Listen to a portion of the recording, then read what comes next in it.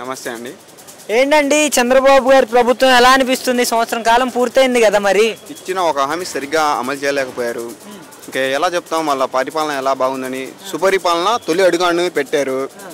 ఇప్పుడు చూస్తే గ్రామాల్లో నుంచి ఒక్క పరిపాలన అది ఒక పథకం సరిగ్గా అమలు చేయలేకపోయారు వాళ్ళు. రాష్ట్రం ఏమో అప్పుల్లో పోయిద్ది. ఇది ఇదేంది ఏ పథకం, తల్లికి దీవెన, ఆడబిడ్డ ఇది అన్నారు. అది వేస్తే ఆంధ్రప్రదేశ్ అప్పుల రాష్ట్రం అయిపోద్ది అన్నారు. ఇప్పుడు చేస్తుంది ఏంది, 1,75,000 అప్పు చేశారు. ఇప్పుడు అప్పుల్లో పోవట్లేదా? అప్పు చేసినా కూడా రాజధానిని పరుగులెత్తిస్తున్నాం అంటున్నారు కదన్నా. చెరువులై ఉంది రాజధాని, చూసుకోండి వెళ్ళి. జగన్మోహన్ రెడ్డి టైంలో 3 రాజధానులు అని చెప్పి ఆయన 3 ముక్కలు ఆట ఆడాడు. నేను రాజధాని ఇప్పుడు కూడా చంద్రబాబు అదే ఆట ఆడుతున్నాడు కదా.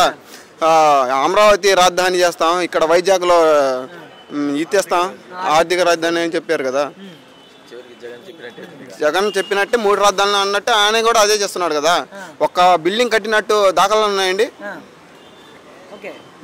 మరి ఈయన పవన్ కళ్యాణ్ సంగతి ఏం చెప్తారన్నా? పవన్ కళ్యాణ్ గారు 250 మంది రైతులు చచ్చిపోయారండి. ఆయన సినిమా టికెట్ల కోసం రేట్లు 600 పెంచారు. రైతుల పరిస్థితి అండి, చచ్చిపోతున్నారండి. 250 మంది చచ్చిపోయారు ఒక్క సంవత్సరంలోనే. దానికి ప్రభుత్వం ఏం చేస్తుందో ఏందో ఏం అర్థం కావట్లా. ఒక మిర్చికి లేదు రేటు, ఒక పత్తికి లేదు, ఒక వరికి లేదు రేటు. రైతే రాజు అన్నారు. ఇప్పుడు ఏంది పరిస్థితి? నాణ్యమైన మద్యం ఇస్తున్నామని చెబుతున్నారు కదన్నా, 99 రూపాయలకి. 99 రూపాయలకి ఇస్తామన్నారు. ఎంత అన్న అక్కడ రేటు? మ్యాన్సన్ హౌస్ 200 ఉంటే రేటు ఎంఆర్పి, దాని మీద 10 రూపాయలు 20 రూపాయలు ఎక్స్ట్రా తీసుకుంటున్నారు కదా కోటర్కి. మిథున్ రెడ్డి మీద ఇప్పుడు కేసు పెట్టారు. అదే మద్యం స్కామ్. ఇప్పుడు వీళ్ళు చేస్తుంది ఏంది, ఏ స్కామ్? ఎంఆర్పి రేట్ మించి తీసుకుంటున్నారు కదా, ఏ స్కామ్ వాళ్ళది?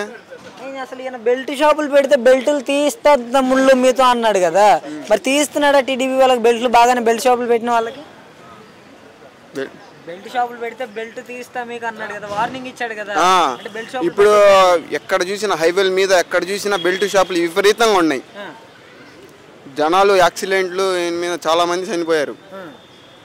పరిపాలన అలా ఉంది, దారుణంగా. మరి ఏంటి వీళ్ళు అమలు చేస్తారంటారా? 6 గ్యారెంటీలు చెప్పారు, ఏవైతే సూపర్ 6 చెప్పారు. ఒక్కటి సరిగ్గా అమలు చేశారా? ఒక పథకం చంద్రబాబు హామీ ఇచ్చి స్వతహాగా అమలు చేసిన పథకం ఒకటి చెప్పమనండి. చంద్రబాబు ఒక ప్రాజెక్ట్ అయినా, ఒక ఏ పని అయినా తను మొదలుపెట్టి తను పూర్తి చేసిన ఒక ప్రాజెక్టు, ఒక పథకం, ఒక తన చరిత్రలో తనకు నిలిచిపోయే పథకం ఒకటి ఉందా చంద్రబాబుది? ఉందా? ఏం లేవుగా. అది ఆయన పరిపాలన, ఆయన గుర్తింపు, అది ఆ విధంగా ఉంది.